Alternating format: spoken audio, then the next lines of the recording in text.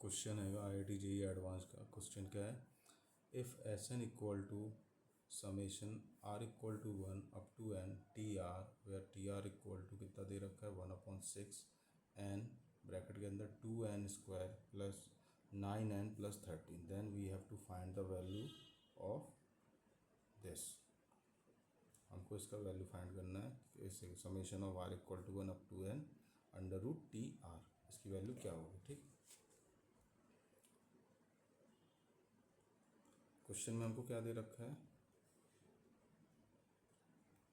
कि जो S N की वैल्यू कितना दे रखी, summation R equal to 1 up to N T R which is equal to कितना दे रखा है 1/6 N 2n square plus 9n plus 13। ठीक है, अब क्वेश्चन हमसे कह रखा है हमें इसकी वैल्यू फाइंड करना है। ठीक, तो एक अर्थमेटिक की कंडीशन होती है, क्या होती है, अगर मेरे को nth टर्म निकालना मीन्स टी एन निकालना है तो कैसे निकालोगे, एस एन माइनस वन करते हैं। ये मैंने ऑलरेडी लेक्चरों में डिस्कस कर रखा है, आप प्रीवियस लेक्चर देख सकते हैं। ठीक है, तो यही प्रॉपर्टी मैं इसमें अप्लाई करूँगा, मीन्स nth टर्म निकालूंगा और फिर आफ्टर दैट मैं इसका इधर वैल्यू पुट करके फिर इसकी वैल्यू निकालूंगा। ठीक, तो मेरा टी एन क्या होगा, टी एन इक्वल टू क्या होगा 1/6 एन 1/6 एन स्क्वायर होगा प्लस 9n प्लस 13। ये तो एस एन की वैल्यू दे रखी है माइनस 1/6। अब जो एन है उसकी जगह क्या रिप्लेस कर देना, n-1 ब्रैकेट के अंदर क्या होगा 2 टाइम्स ऑफ n-1 का square plus 9 times of n-1 plus 13। यहाँ तक क्लियर। अब सिंपली क्या मेरे को इसको सॉल्व करना है, तो थोड़ा मैं इसको जूम इन कर ले रहा हूँ।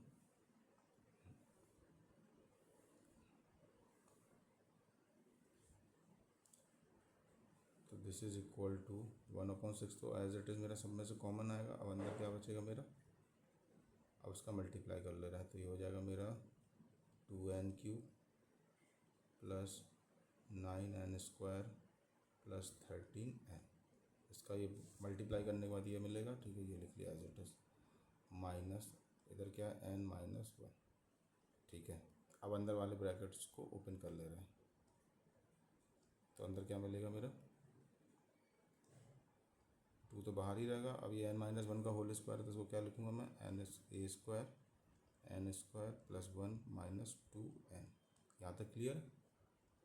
प्लस इसका मल्टीप्लाई कर ले रहा हूँ 9n माइनस 9 प्लस 13। यहाँ तक क्लियर हो गया। 1/6 क्या मेरा सारे इसमें से कॉमन ही चल रहा है, तो 1/6 तो एज इट इज़ कॉमन ही रहेगा। यहाँ क्या बचेगा 2n³ है प्लस 9n स्क्वायर है प्लस 13n है माइनस ये क्या है n-1 एज इट इज़ है। अब देखिए 13 में से 9 जाएंगे, 9 से 10 11 12 13 4 बचेंगे, तो इसकी वैल्यू में क्या हो जाएगी 4 हो जाएगी। ठीक है, वो मैं लिख दूंगा अभी। अब इसको मल्टीप्लाई कर ले रहे हैं तो 2n square minus 4n plus 2 plus 9n और प्लस 4, 4 बचेगी, 4 में 9। दिस विल इक्वल टू 1/6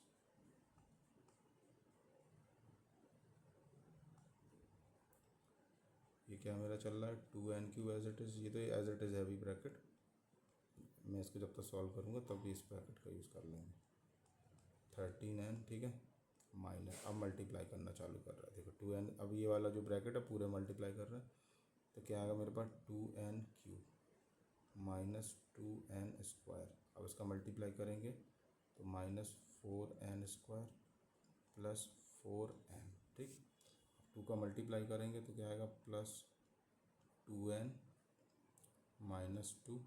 अब 9n का करेंगे तो प्लस 9n स्क्वायर और ये कितना हो जाएगा 9 का करें 9n स्क्वायर और ये minus 9n plus 4n minus 4।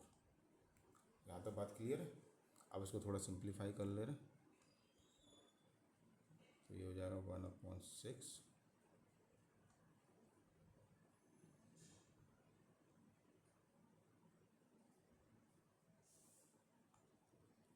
और ब्रैकेट के अंदर मेरा क्या हो जाएगा 2n³ plus 9n² plus 13n। ये तो एज इट इज़ है।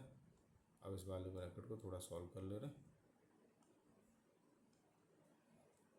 तो देखिए 2n³, इसमें क्यूब का कोई टर्म नहीं है तो 2n³ तो एज इट इज़ है। अब देखिए इसमें स्क्वायर के टर्म देखें, एक ये 2n², एक ये 4n² और एक कौन सा 9n²। जो कितना होगा 4 और 2 6 और प्लस 9 में 6 जाएंगे तो ऑब्वियसली कितना बचेगा 3n²। यहाँ तक क्लियर है। n के टर्म हो गए, n² सॉरी। अब n के टर्म देख रहे हैं, एक ये है, ये एक ये है, तो 4 और 2 6 और 4 10, 10 तो ये होगा, प्लस -9 करेंगे तो प्लस n बचेगा। ठीक है, यहाँ तक क्लियर हो गया। अब कांस्टेंट टर्म कौन कौन से, एक ये कितना है 4 और 2 6, तो ऑब्वियसली ये -6 हो गया। यहाँ तक बात क्लियर होगी। ये -4 है और ये -2 है, तो -6 हो जाएंगे। सारे टर्म हो गए। n³ वाला भी टर्म हो चुका है इसमें, और ये वाला भी हो गया। अब हम क्या करेंगे, ब्रैकेट्स को ओपन कर ले रहे हैं, तो हो जाएगा 2n³ plus 9n² plus 13n। अब यहाँ का होगा -2n³ -3n², ठीक, -n प्लस 6। इसे माइनस होगा, ये भी माइनस होगा, ये प्लस का हो जाएगा। अब कैंसिल आउट टर्म कौन कौन से हो रहे हैं, ये हो रहा है और कोई हो रहा है, और तो कोई हो नहीं रहा, तो जो रिमेनिंग पार्ट है वो लिख दे रहा है इधर। रिमेनिंग पार्ट क्या है मेरा 1/6 है। ये कितना 9n² -3n² तो कितना होता है 6 और 3 9 होते तो 6n² हो गया। ये 13 9 है, ये -9 है तो कितना बचेगा 12n। 9n² अपन ने कर लिया, n वाले टर्म्स भी कर लिए। अब कौन सा कांस्टेंट टर्म है, तो कांस्टेंट टर्म इसमें कहीं है नहीं है, तो ये प्लस का 6 ही है बस इसमें कांस्टेंट। तो दिस विल इक्वल टू कितना होगा, मैं 6 से डिवाइड कर दूंगा तो कितना बचेगा अंदर n² प्लस 2n प्लस 1 बचेगा। या फिर मैं इसको क्या ले सकता हूँ n प्लस 1 का होल स्क्वायर लिख सकता हूँ। दिस इम्प्लाइज दैट जो मेरी tn की वैल्यू है कितनी आई है n प्लस 1 का होल स्क्वायर आई। ठीक है, ये मेरे पास एक कंडीशन आ गई है कि n टर्म जो निकालूंगा उसकी वैल्यू कितनी इस वाले पार्ट से मैं निकालूंगा। ठीक, यहाँ तो बात क्लियर है। अब सपोज मैं इसमें t1 की वैल्यू निकालना चाहता हूँ, मैं n इक्वल टू मैं 1 पुट कर दे रहा हूँ, तो मेरा t1 कितना हो जाएगा n प्लस 1 में 2 का स्क्वायर तो ऑब्वियसली 4 हो जाएगा, 2 का स्क्वायर हो जाएगा तो विच इज़ 4। ठीक, यहाँ तक बात क्लियर है।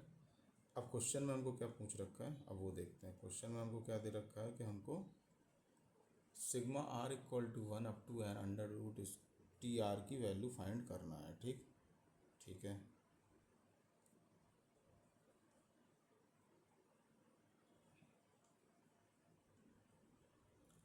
Therefore summation r equal to 1 up to n under root TR will be equal to summation r equal to 1 up to n under root of क्या है n की जगह, ये तो n टर्म लगा तो r टर्म क्या हो जाएगा r प्लस 1 का होल स्क्वायर होगा।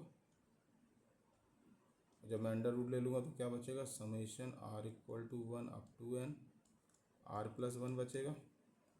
अब जो समेशन उसको अंदर ट्रांसफ़र कर दे रहा तो क्या हो जाएगा summation r equal to 1 up to n r plus summation r equal to 1 up to n of 1।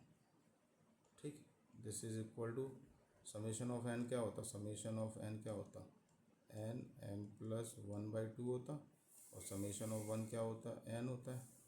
तो वही मैं इधर कर दे रहा हूँ, मतलब लिमिट पुट करने के बाद, तो ये r क्या हो जाएगा मेरा n plus 1/2 plus n।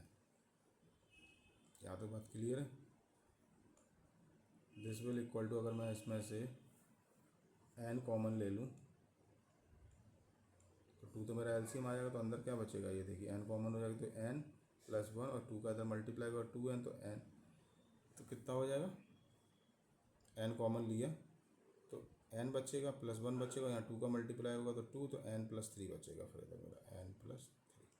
So this is the answer of summation r equal to 1 up to n under root T R. तो सही तरीके से लिख दे रहा हूँ मैं।